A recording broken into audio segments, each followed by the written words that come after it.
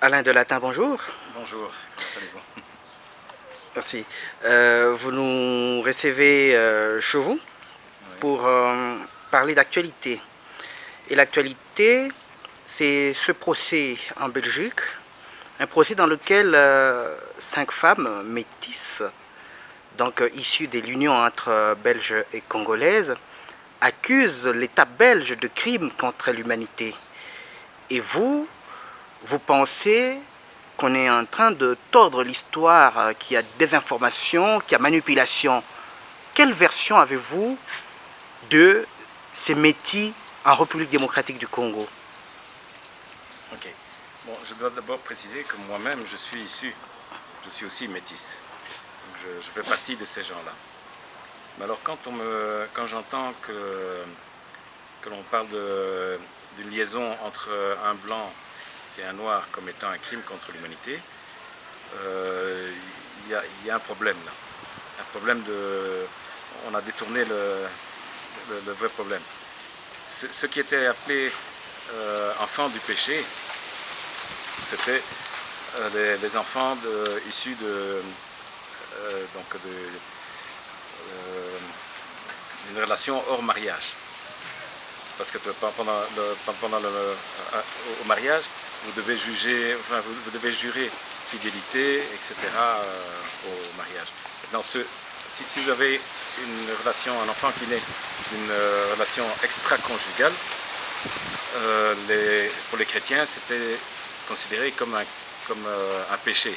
Et donc le fruit de ce péché, c'était un enfant du péché. Mais pas du tout,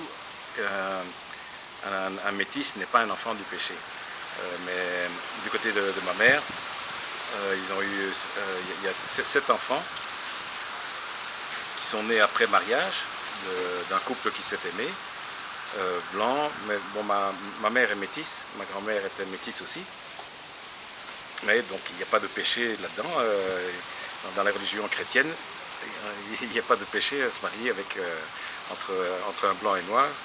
Ce qui est considéré comme péché, c'est une relation extra-conjugale. C'est ça qui est considéré comme un péché.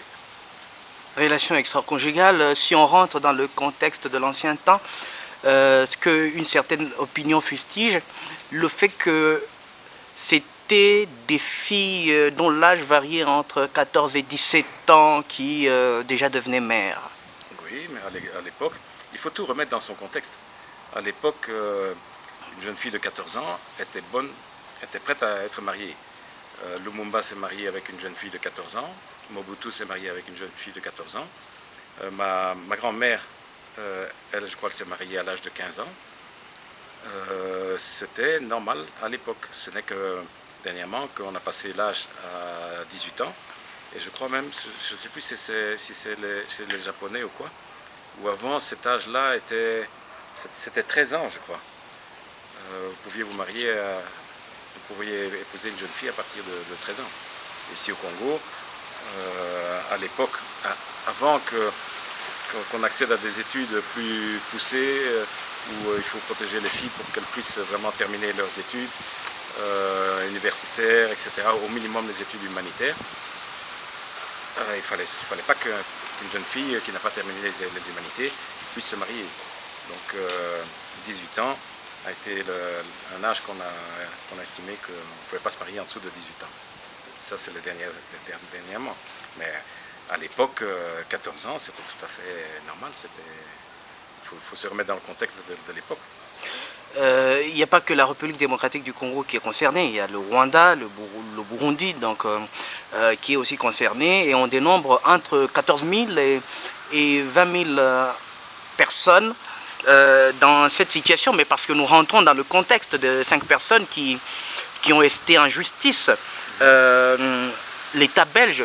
Mais pourquoi l'État belge ne veut pas reconnaître qu'il y a eu crime contre l'humanité en ce temps-là? L'État dit que le mot crime ne pouvait pas être appliqué dans ce contexte-là, crime contre l'humanité, parce que les faits remontent des années 1948 et 61. Oui, maintenant il faut voir qu'est-ce que l'on accuse à la Belgique. Crime contre l'humanité, c'est quels faits exacts qui sont reprochés? Le fait de soustraire les enfants de leur famille, donc il y a des enfants qui n'ont jamais connu leurs parents, il y a des enfants qui ont été plutôt placés dans des institutions de garde d'enfants, chez les sœurs catholiques par exemple. C'est inhumain qu'un enfant puisse grandir sans connaître ses parents, ses origines. Pourtant, c'est un droit légitime. Oui. Bon, tout d'abord, les enfants étaient mis dans les internats ou dans les orphelinats. Ils devaient avoir au minimum ces 5 ou 6 ans. Et puis, il faut aussi se dire que ce n'était pas que les enfants métis. Mon père a été à l'internat, ma mère a été à l'internat. Tous les gens qui habitaient à l'intérieur du pays, qui n'étaient pas dans la capitale ou quoi, ou près d'une école, allaient dans des internats. Parce qu'il n'y avait pas des écoles partout. Bon, à l'intérieur du pays, il y avait des petites écoles où d'ailleurs les cours étaient donnés dans la langue du pays. Les missionnaires et tout ça, avant d'aller dans une région, devaient apprendre la langue de la région. Donc, à l'intérieur du pays, c'était des études rudimentaires. Pour avoir des études vraiment plus à un niveau supérieur, il fallait soit être dans la capitale, enfin des endroits où il y avait des grandes écoles, ou alors, comme le cas de mon père, de ma mère et tout, des sœurs et frères et tout, c'était aller en internat. Donc mes parents étaient à l'internat à l'époque, donc à Bukavu, et à Srida à l'époque, qui a été, après ça a été appelé Boutaré, puis maintenant je crois que ça a encore changé de nom. Donc que ce soit les blancs, que ce soit les métis, ils ont été dans tous ceux qui étaient à l'intérieur du pays, ils allaient dans des internats. Donc ce n'est pas les métis uniquement. Maintenant, la Belgique a estimé qu'il fallait donner à ces enfants une éducation supérieure. C'est comme ça qu'ils essayaient de leur donner une éducation aux normes plutôt belges pour pouvoir progresser et même finalement atteindre des niveaux d'éducation assez élevés, docteurs, etc. Est-ce que ce n'était pas parce que la Belgique craignait un soulèvement? Voilà pourquoi il essayait de déformer ces enfants-là à réfléchir comme des Belges et à s'accommoder avec le régime colonial? Je dirais que c'est tout le contraire. Si vous voulez avoir une personne amorphe qui ne va pas pouvoir se rebeller, maintenez-la. Il faut la maintenir plutôt à à un niveau analphabète. Si vous avez par exemple, on va vous donner, il y a par exemple l'exemple de la métisse Monica, qui n'a pas eu droit à l'éducation. Elle, tout ce qu'elle recherche, c'est de pouvoir avoir à manger pour la journée. Elle ne cherche pas plus que ça. C'est avoir à manger et pouvoir se soigner. Les personnes qui ont été formées par les... Si vous regardez les révolutionnaires, si vous regardez même déjà Lumumba, vous regardez Moulele, le rebelle Moulele, il a été formé par les Belges. Il a été à l'école, puis comme c'était une tête brûlée, ils se sont dit, bon, celui-là, on va plutôt le mettre dans l'armée. Il a été à l'armée. Puis, à l'armée aussi, il a créé des problèmes à l'armée. Finalement, c'est les Chinois qui l'ont choisi pour le former en Chine, à la guérilla style des boxers qui avait eu lieu juste avant, juste après la guerre de l'opium. Et donc il a été formé à la guérilla mode paysan avec l'utilisation de drogue, etc. Donc ça c'est grâce à toute cette formation-là qu'il a pu mener une rébellion. Si on l'avait laissé dans son village juste cultiver les champs ou chasser à la chasse ou la pêche, jamais il n'aurait pu faire une rébellion de ce genre-là. Donc c'est tout à fait l'inverse. Si vous voulez avoir la paix, maintenez votre population analphabète. Que la population cherche juste à se nourrir, vous leur donnez des jeux, de la nourriture et vous aurez la paix.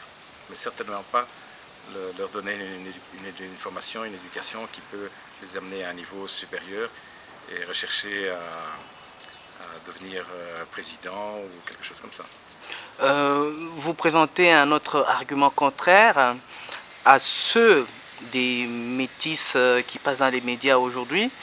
Vous dites que les règles d'hospitalité, même au Congo en ce temps, voulaient que un visiteur arrivé, le chef du village, lui donner une compagne. Expliquez-nous un peu. Oui, donc ça c'était les règles d'hospitalité au Congo. Quand un chef avait un visiteur, les règles d'hospitalité étaient de lui offrir le couvert, de lui offrir une case pour la nuit, une case que l'on disait garnie, c'est-à-dire qu'on lui donnait une femme pour la nuit. Ça, c'était les règles d'hospitalité. Maintenant, si de cette nuit-là naissait un enfant, normalement, c'est le chef qui en prenait la responsabilité, c'est lui qui s'occupait de l'enfant. Maintenant, dans le cas des métis, la Belgique a essayé de récupérer ces enfants-là qui étaient nés en brousse pour essayer de leur donner une éducation à l'européenne. Ce que j'estime n'est pas un crime contre l'humanité. Maintenant, il y a eu une grande séparation entre les enfants et les parents. Ça, c'est suite aux événements qui se sont passés au Congo. Où, oui, par exemple, la maman, elle explique que, donc une des mamans en Belgique, là, elle explique que pour atteindre l'école, c'était 3 heures de marche, vous voyez. Donc, déjà pour avoir des bonnes études, c'était pas possible d'étudier sans aller à l'internat. Et c'était aussi peut-être pas si évident aussi pour la famille de voir régulièrement les enfants.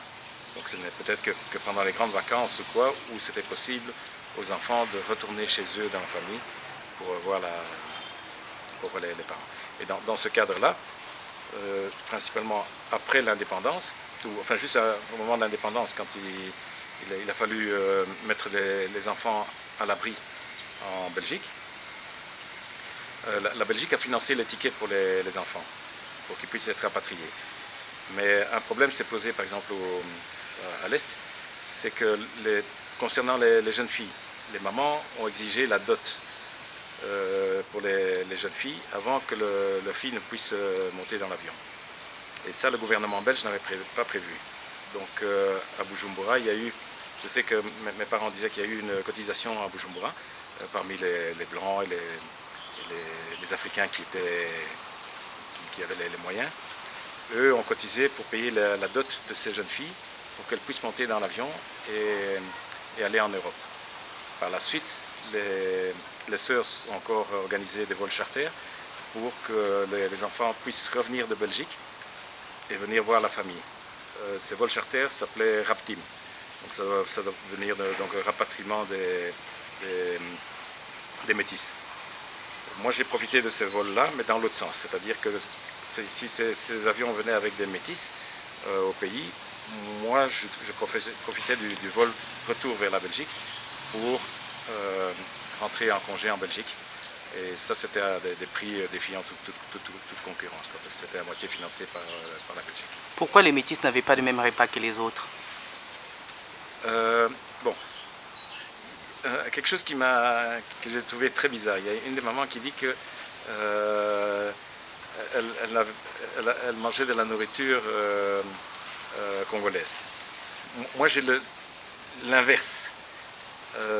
Par exemple, à Kayanza, il y avait une famille de métis à Kayanza avec plusieurs enfants. Parmi les enfants, il y a une fille qui, elle, n'a pas été mise dans un pensionnat aux normes belges. Elle a été mise dans un pensionnat spécialisé pour l'aristocratie burundaise. Donc pour les Muganois, etc., qui étaient à l'intérieur du pays, c'est pas à Gitega. Donc elles l'ont mis avec l'aristocratie burundaise. Et là, c'est l'inverse qui se passait. C'est que, en fait, donc l'aristocratie mangeait la nourriture traditionnelle du pays, mais elle, en tant que métisse, mangeait séparément de la nourriture à l'européenne. Comme elle était habituée avec son papa à manger la nourriture à l'européenne, à l'internat, elle mangeait seule de son côté la nourriture européenne. Et moi, quand je circulais dans les missions à l'époque, c'est dans les missions où je pouvais manger du bon pain qui était fait par les missionnaires, de la nourriture européenne. Bon, maintenant, c'est sûr qu'on est habitué à toute la nourriture africaine, la nourriture européenne, mais il y avait la nourriture européenne dans les missions. Le pain, c'est européen, c'est pas dans les villages, vous ne trouviez pas des gens qui faisaient du pain. Aujourd'hui, oui. Aujourd'hui, je vais parfois en Brousse et je trouve du très bon pain, meilleur qu'en ville d'ailleurs, fabriqué à l'intérieur des villages. Ils accusent les Belges de les avoir abandonnés. Expliquez-nous un peu ce contexte-là. Vous expliquez que cette responsabilité n'est pas à faire endosser à la Belgique, mais plutôt à l'ONU. Oui, exactement.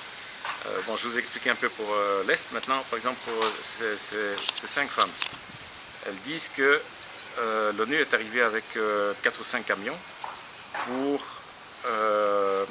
mettre en lieu sûr les missionnaires et tout le corps enseignant.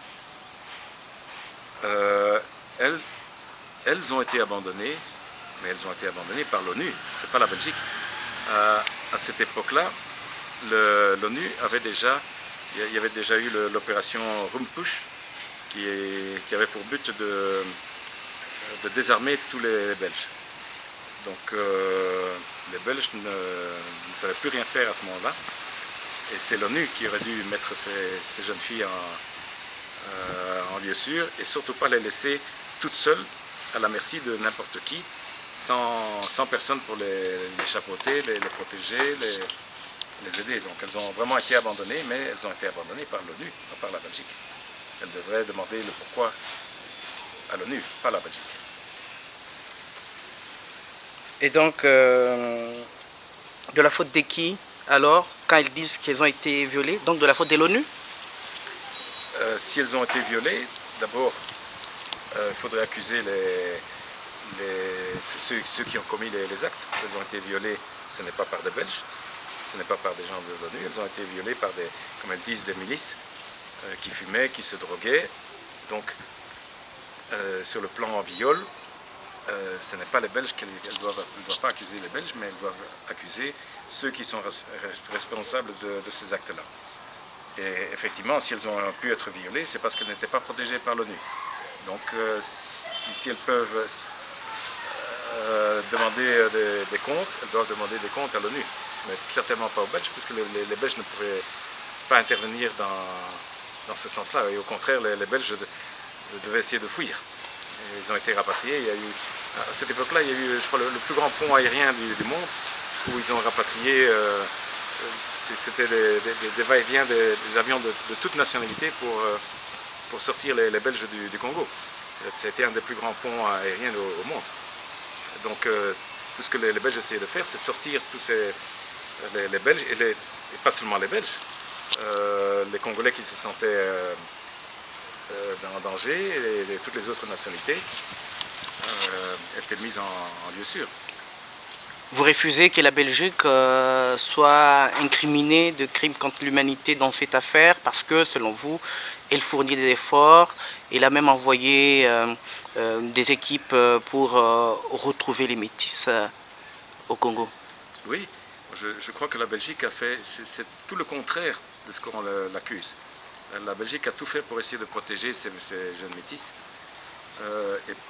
et que ce soit des métis de papa blanc, de papa de n'importe quelle nationalité. Il faut bien se rendre compte que 60% des métis ne sont pas d'origine belge. Et tous ces métis, qui soient d'origine grecque, portugais, italien, toutes les nationalités ont été pris en charge par la Belgique.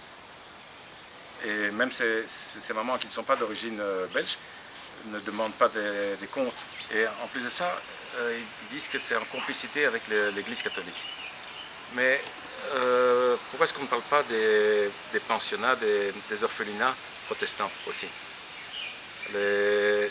les enfants qui étaient placés chez les protestants, eux, avaient une formation en anglais. Eux, ils étudiaient en anglais. J'ai des amis d'enfance qui, eux, sont issus de métis comme ça, formés par les protestants. Et il y a d'ailleurs une héroïne belge, on en a encore parlé dernièrement, je crois qu'elle s'appelle Augusta Chiwi. C'est une métisse congolaise qui a brillé pendant la Deuxième Guerre mondiale et qui est considérée comme héros national en Belgique pour avoir sauvé beaucoup de vies. Je sais que la maman de Christian avec qui j'étais à l'école, elle a été, elle provient d'un pensionnat protestant, donc elle parlait anglais. Et donc il n'y avait pas que les orphelinats chrétiens, catholiques, il y avait les orphelinats aussi protestants. Je ne sais pas si chez les orthodoxes il y avait ça aussi. Et ce n'est pas que les métis qui étaient aussi placés parfois dans les orphelinats, même des Congolais de père et de mère, quand ils étaient orphelins, que les missionnaires prenaient conscience que tel enfant était orphelin, ils les prenaient aussi sur leur couple. J'ai le cas, par exemple, ici de la famille Tchengue. Donc les missionnaires de la famille Tchengue, c'est aussi une famille métisse qui est connue ici à Lubumbashi, à Kalemi. Un des fils Tchengue, il est pilote du président. Et un jour, les missionnaires, ils voyaient un cortège funéraire et il y avait un bébé dans le cortège. Ils ont demandé, tiens, mais c'est quoi ce bébé? Ah oui, sa maman vient de décéder et on va l'enterrer avec sa maman. Donc c'était prévu qu'il enterre le bébé vivant avec la maman. Les missionnaires ont dit non, non, surtout pas ça, donnez-nous le bébé. Et ils ont donné ça au papa Tchengue. Ils ont appelé le bébé, c'était bébé Antoine. Et ils se sont occupés de lui jusqu'à les études et tout. Ils se sont occupés de lui, de cet orphelin-là, parce qu'il n'y avait personne de la famille. Bon, c'est assez rare ici au Congo parce que les familles sont étendues, mais dans ce cas-là, il n'y avait pas de famille pour s'occuper du bébé et c'était prévu qu'on enterre le bébé vivant. Donc eux, ils ont protégé ce bébé-là. Donc les missionnaires essayaient d'aider dans tous les sens. Donc c'est le contraire de crimes contre l'humanité. Justement, ils essayaient de rendre la vie plus humaine. C'est vraiment l'inverse de ce que l'on dit, c'est ça que je dis. Si vous réfutez les allégations de crimes contre l'humanité, quelle pourrait être la responsabilité de la Belgique? Moi, je ne trouve qu'il n'y a aucune responsabilité de la Belgique. Au contraire, tous ces gens-là devraient remercier la Belgique. Je crois que si vous parlez aux métis qui n'ont pas eu droit, ou même aux Congolais qui n'ont pas eu droit à la chance que ces gens... Mais ces gens en Belgique ne se rendent pas compte de la chance qu'ils ont eue. C'est ça surtout. Il faudrait qu'ils reviennent ici au pays, qu'ils se retrempent dans les conditions de vie à l'intérieur du pays, dans les villages, etc., pour se rendre compte de la chance qu'ils ont eue. Et ces personnes en Belgique ont des moyens, ne manquent de rien, sont prises en charge par la Belgique. En général, ces personnes sont pensionnées, donc pas de problème de soins. À la fin du mois, il y a de l'argent. Même certaines personnes de ces métis sont fortunées, ils ont beaucoup d'argent. Ce qui est l'inverse c'est tout à fait l'inverse de la métisse de Kalemi, par exemple, qui elle, si vous pouvez l'aider avec $1, elle sera très contente. Elle a besoin $1, elle n'a pas besoin de dizaines de milliers de francs. $1, ça lui fait plaisir. Souvent, elle m'appelle pour que je l'aide, un problème de santé ou quoi. Envoie-moi même ne fût-ce que $5. $5, ça l'aide. Donc ceux qui devraient bénéficier d'une aide, ce ne sont pas ces gens qui ont déjà bénéficié de l'aide de la Belgique. Ce sont ces personnes justement qui n'ont pas pu bénéficier de l'aide de la Belgique, qui n'ont pas pu étudier, qui n'ont pas été nourris par la Belgique, qui n'ont pas voyagé au compte de la Belgique. Ce sont ces gens-là que l'on devrait plutôt aider plutôt que les gens qui sont à l'aise en Europe et qui ne manquent de rien. En conclusion, vous dites que on fait porter à la Belgique un chapeau qui n'est pas le sien parce que dans ce contexte d'après-guerre, on venait de la Seconde Guerre mondiale, on était pratiquement dans la guerre froide, on était en train de chasser les Belges de la République démocratique du Congo, bon, du Congo à l'époque. On était dans un contexte de crise et de guerre entre les puissances et la Belgique ne pouvait rien faire. Oui, effectivement, il y avait, à l'indépendance, il y a eu ce problème d'affrontement, comme vous dites, entre les différents blocs des puissances mondiales. Et la Belgique, toutes ces puissances du monde qui sont dans l'ONU, ont tout fait pour écarter la Belgique du terrain. Donc la Belgique ne pouvait pas faire grand-chose là-dedans. Ils ont été combattus, ils ont été chassés par l'ONU et par la population, certaines personnes qui... Vous savez, il y a beaucoup de manipulations, la propagande, tout ça, ça sert... on vous ment pour vous manipuler, pas pour vous faire gagner quelque chose, c'est justement pour profiter de vous. La propagande, c'est pour profiter de... Pour profiter, c'est pas pour... Ça n'aide pas une population, hein, la propagande. Donc si on continue, la Belgique n'a rien à faire dans cette question, parce que les Belges, en ce moment-là, poursuivis par les moulélistes, ils ne pouvaient que chercher à sauver leur peau. Oui, c'est exactement ça. Les moulélistes, donc Moulélé avait été formé en Chine. Il était financé aussi par les Chinois pour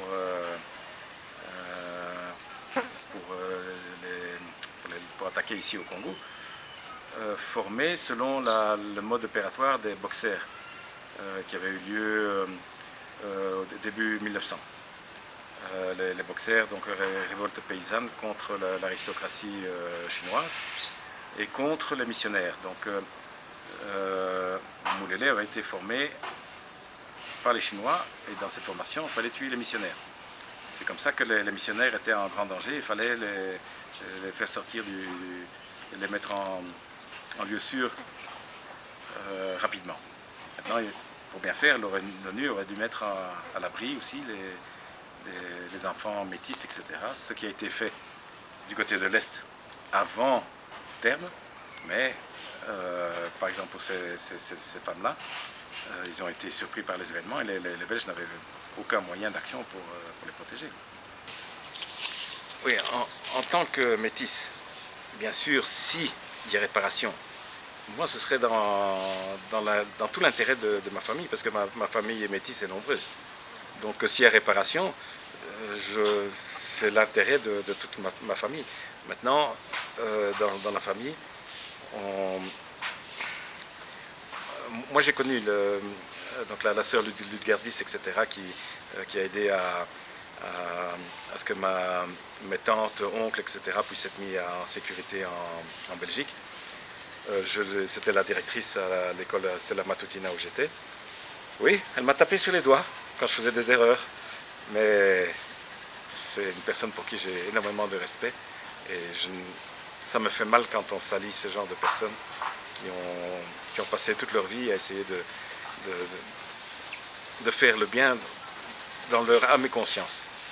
Donc pour moi c'est une trahison envers ces gens-là que je ne peux pas laisser passer. Alain Delatin, merci. De rien.